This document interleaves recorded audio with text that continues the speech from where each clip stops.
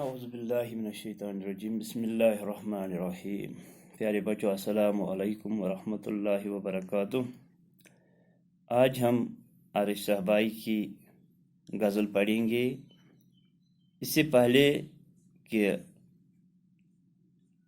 عارش صاحبائی کے بارے میں تھوڑی سی جانکاری حاصل کر لے،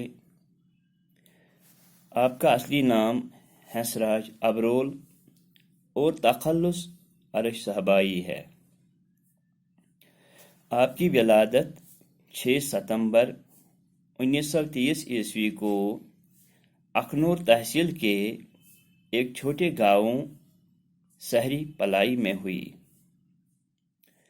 میٹرک پاس کرنے کے بعد آپ نے مزید تعلیم حاصل کرنے کے لیے کالج میں داخلہ لیا، لیکن اسے جاری نہ رکھ سکے۔ ریڈیو کشمیر جموں میں ملازمت اختیار کر کے وہیں سے سبکدوش بھی ہوئے۔ آپ کے جو شعری مجموعے شائع ہو کر داج تحسین حاصل کر چکے ہیں، ان میں یہ اہم ہیں: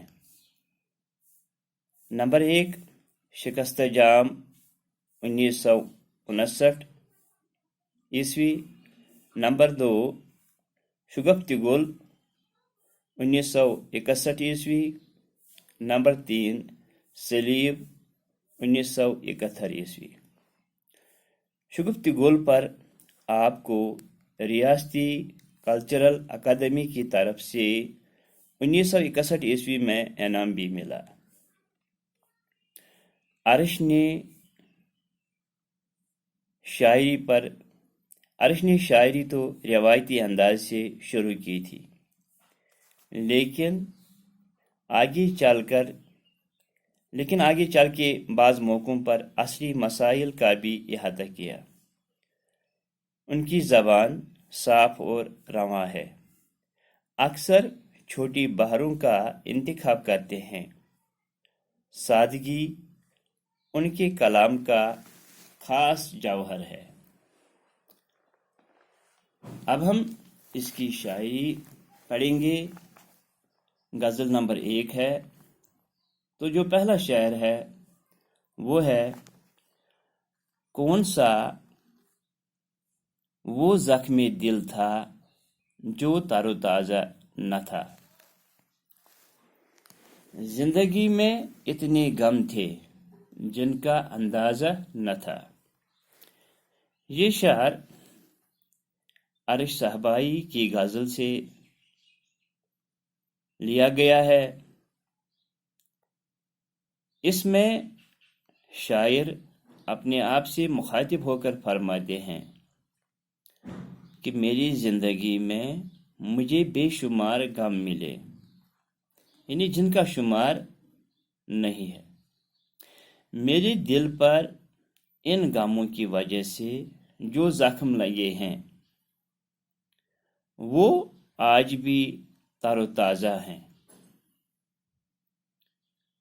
یعنی مجھے اتنے زخم لگے، وہ تمام زخم تر و تازہ ہیں۔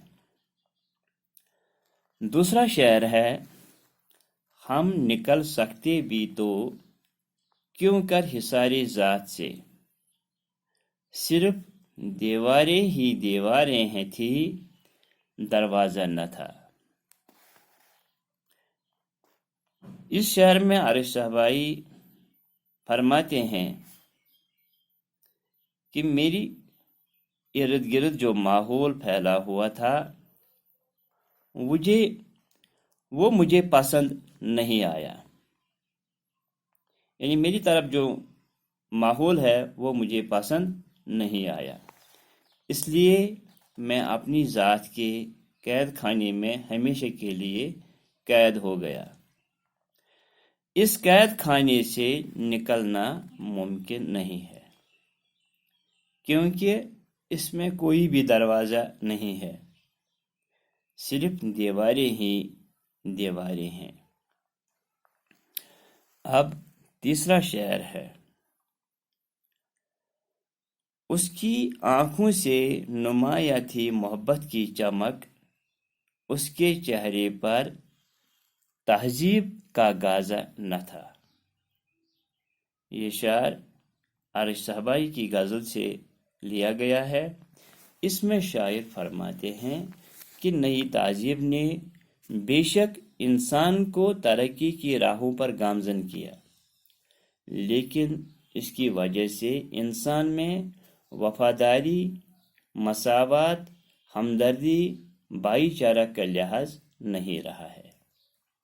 لیکن میرے محبوب کی آنکھوں میں محبت اور وفاداری کی چمک آج بھی موجود ہے۔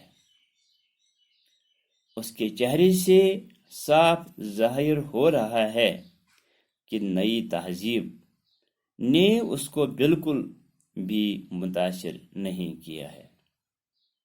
نئی تہذیب کا اثر اس پر نہیں پڑا ہے۔ اب چوتھا شعر ہے اس غزل نمبر 1 کا، وہ ہے عرش ان کی جھیل سی، عرش ان کی جھیل سی آنکھوں کا، اس میں کیا قصور، ڈوبنے والوں کو گہرائی کا اندازہ نہ تھا۔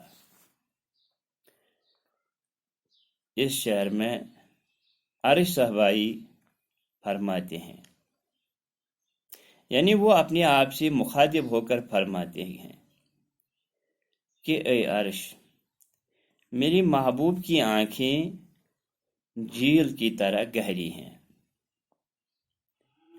یعنی ان میں اتنی گہرائی ہے کہ جیسے جھیل کی گہرائی ہے۔ دیکھنے والے ان آنکھوں کی گہرائی میں ڈوب گئے ہیں، دیکھنے والے ان آنکھوں کی گہرائی میں ڈوب گئے ہیں۔ اس میں میری محبوب کی آنکھوں کا کوئی قصور نہیں۔ دراصل ڈوبنے والوں کو ان آنکھوں کی گہرائی کا اندازہ نہیں تھا،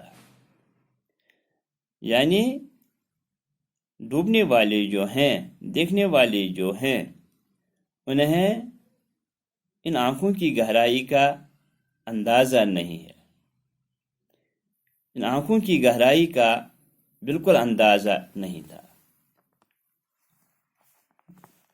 یعنی میرے محبوب کی آنکھوں کا کوئی قصور نہیں، یہ قصور ہے دیکھنے والوں کا جو ان آنکھوں کی گہرائی میں ڈوب گئے ہیں۔ یہ تھا چوتھا شعر اس غزل نمبر 1 کا۔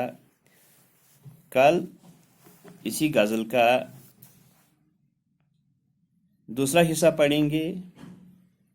آج تک کے لیے اتنا ہی کافی۔